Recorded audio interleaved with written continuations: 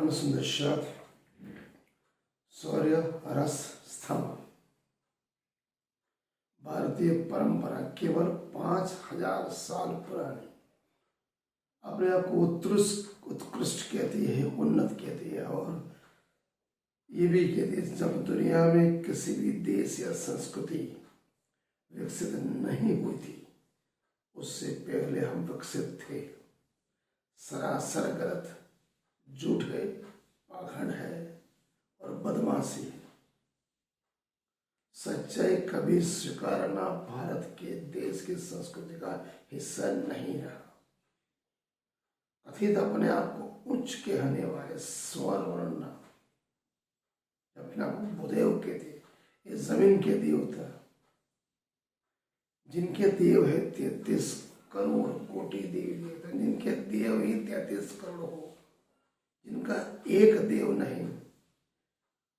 हर धर्म पंथ संप्रदाय कितने ही धर्म कितने ही पंथ कितने ही संप्रदाय, जिनका देव एक नहीं, उनकी मानसिकता एक कैसे होगी? हर देव की पूजा पाठ सेवा पूजा भजन कीर्तन सब कुछ अलग, जबकि परमात्मा एक ही है। हर पंथ धर्म संप्रदाय समग्र दुनिया जो बोलती है वो भारत देश बोलना नहीं चाहता। यहाँ पर ज्ञाति प्रथा सबसे बड़ा दूषण है। आप किस जाति के हो, कौन से गोत्र में आते हो, आपकी शिखा क्या है, आपके पूर्वज कौन है। यहाँ का हिंदुस्तानी पहले ये पूछता है कि ये नहीं समझता सामने वाला इंसान है, मैं भी इंसान हूँ। पंचभौतिक हाड़ मांस की हड्डी है, खून है, उसके शरीर में से भी खून निकलेगा सामने वाले खून। जब वही सारा बीमार पड़ता है तो किसी का भी खून चढ़ा देता है। ये कोरोना आया 19 में, कितने ही मर गए। किसी ने पूछा कि हिंदू का खून मुसलमान को चढ़ा, मुसलमान को सिख का, ऐसा। जब मरने जाते हो, मरने की नौबत आती है, तब ये नहीं पूछते कौन डॉक्टर सेवा कर रहा है, कौन इलाज कर रहा है, किसका खून चढ़ रहा है। जब अपनी ही बात आती है तो मैं ब्राह्मण हूँ, क्षत्रिय हूँ, वैश्य हूँ, शूद्र हूँ। हिंदुस्तानी मानसिकता दुनिया के सामने टोटली जीरो, जो 5000 साल पहले थी आज भी है। अपने आप कहने के लिए कुछ है, बाकी एक भी आविष्कार नहीं किया। यहाँ के धर्म पंथ और संप्रदाय में फंस गया। डॉक्टर बाबा साहब आम्बेडकर तो यहाँ तक कहते हैं ज्ञाति आधारित हिंदुओं की वो विकृत मानसिकता है, उनका अभिमान है अपने आप को प्रचलित रखना कि वी आर सुपर, बाकी सब बेकार। तो जाने अनजाने वो लोग इस बात को जागरूक रखना चाहते हैं। ज्ञाति प्रथा के बारे में साइंटिस्ट पूरी खाई खोद निकाली। ऐसे कहते हैं ज्ञाति प्रथा का दी किसी जाति, जीवनानी बायोलॉजिकल साइंटिस्ट उन्होंने देखा हिंदुस्तान में चीज क्यों है। उन्होंने खून की विशुद्ध बाबत को जांचना, उन्होंने देखा कि विशुद्ध जाति दुनिया में कोई अलग जाति नहीं, सब मानव है। ऐसा कोई अस्तित्व नहीं जो कोई जाति सुपर है कोई लोअर है। कहीं ना कहीं सभी जातियों में एक दूसरे के खून का मिश्रण है। भारत में तो 100% लागू पड़ता है।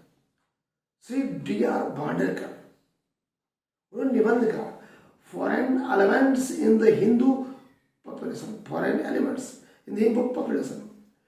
भारत में कोई ऐसी एक जाति भी नहीं जहां पर वर्ण संकरता न हो। युद्ध में भाग लेने वाले मराठा और राजपूत में एक दूसरे के खून का मिश्रण है। मुगल में भी राजपूत और मुस्लिम का मिश्रण है। और जो अपने आप को सबसे ऊपर समझते हैं, पराया समझते, सुपर समझते, ऐसे ब्रह्म रहते कथित तो ब्राह्मण, उनमें भी अनेक जातियों का मिश्रण है। लोग की विशुद्धता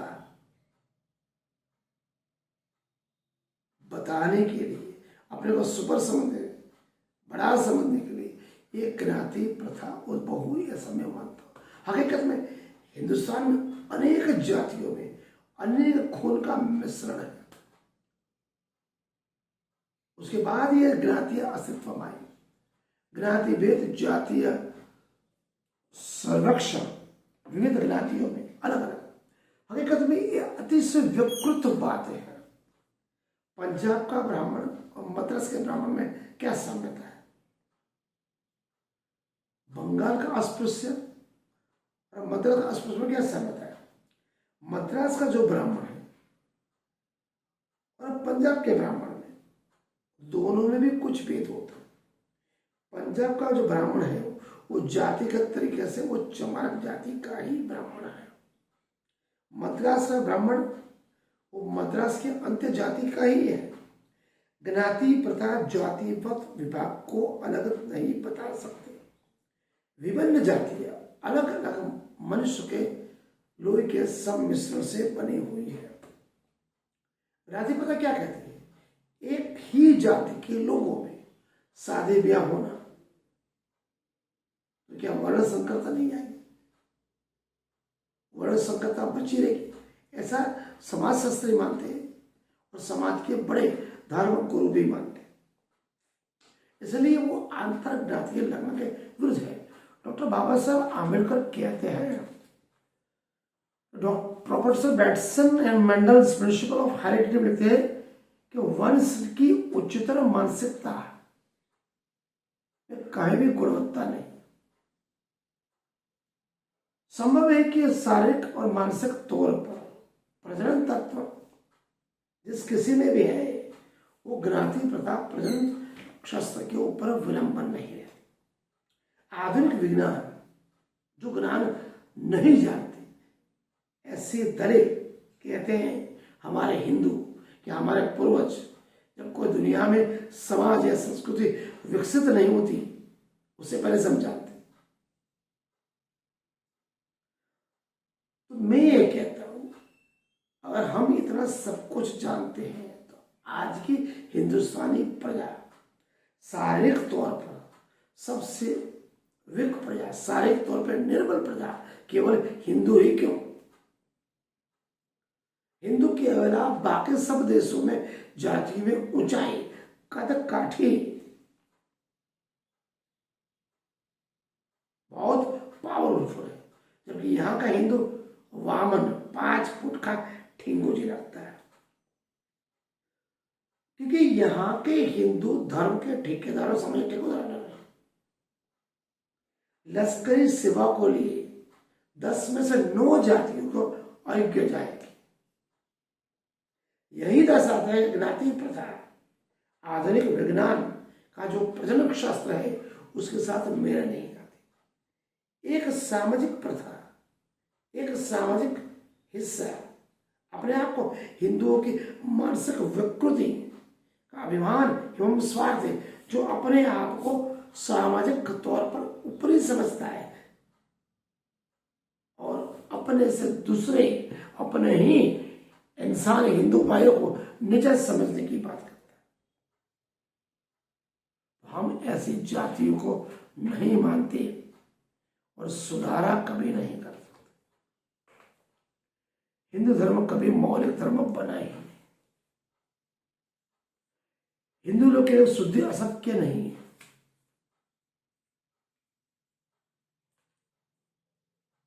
ये हिंदुओं में अगर संगठन हुआ है तो उनके मानसिक डर है, वो उनकी कायरता है। उस ख्याल से ही मुस्लिम और सिख से वो दूर भागता है। मुस्लिमों में और सिख लोगों में जो सुखद संगठन है, एकता है अपने ज्ञाति के प्रति, उनके धर्म में एक है। सिख संप्रदाय एक ही परमात्मा को मानता है, मुस्लिम संप्रदाय एक ही अल्लाह को मानता है। स्वाभाविक प्रश्न भी जाता है कि सिख और मुस्लिम बहादुर और निर्भय प्रजा क्यों? उनसे ऐसी शक्ति कहां से प्राप्त होती है? शारीरिक तौर पे अन्य हिंदुओं से चढ़ी आते क्यों है? शारीरिक तौर पर, मानसिक, आर्थिक, सामाजिक तौर पर उनके यूनिटी क्यों है?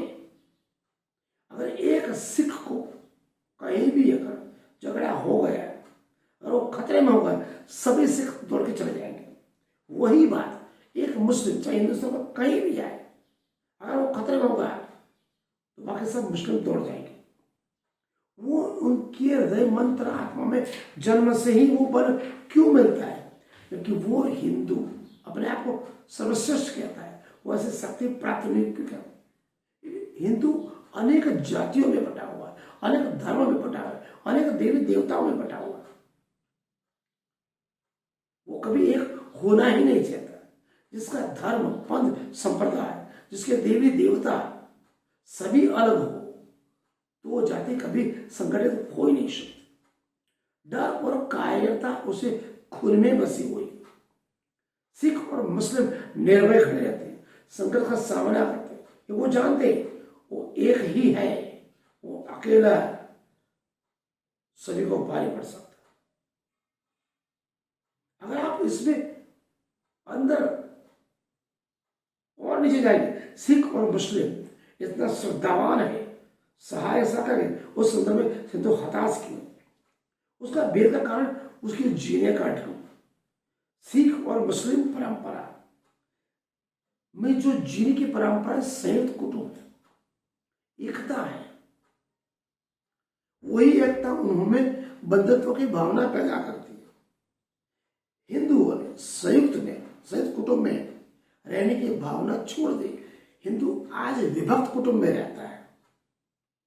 जहां विभक्त कुटुंब है वहां सामाजिक एकता, संगठन शक्य नहीं। जबकि सिख और मुस्लिमों में सामाजिक संगठन ये बता जो भाइयों बनाते हैं, हिंदुओं में ऐसा गठबंधन नहीं।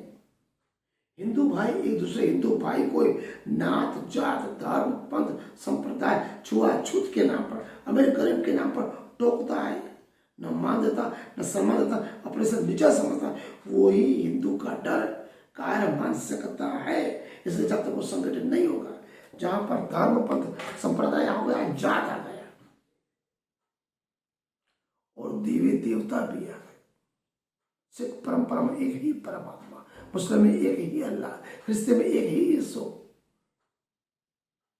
हिंदू में हजारों करोड़ देवी देवती है, हजारों धर्मपंथ संप्रदाय, हजारों धर्मगुरु। किसी धर्मगुरु को, किसी सामाजिक नेता को इकनाती प्रथा मिटाने की बात नहीं करेगा, छुआछूत बंद करने की बात नहीं करेगा, अमीर गरीब की बात नहीं करेगा, ऊंच नीच की बात नहीं करेगा। सब अपने निजी महत्वाकांक्षा, आशा, खाने पीने में मस्त है। मुफ्त की रोटी मिल रही है धर्म के नाम पर, राम के नाम पर, कृष्ण नाम, उसमें बटोरने में है। हिंदू हिंदू से लड़ता है, मुस्लिम कभी मुस्लिम से नहीं, सिख कभी सिख से नहीं। इसलिए कि जिसका परमात्मा एक हो वो जात एक होती। सिख का परमात्मा एक, मुस्लिम का परमात्मा एक। जिसका परमात्मा एक होता वो कास्ट एक होती है, एक साथ खड़ी होती है। वो सुरवीर है, वीरवान है, सक्षम है, शक्तिमान है।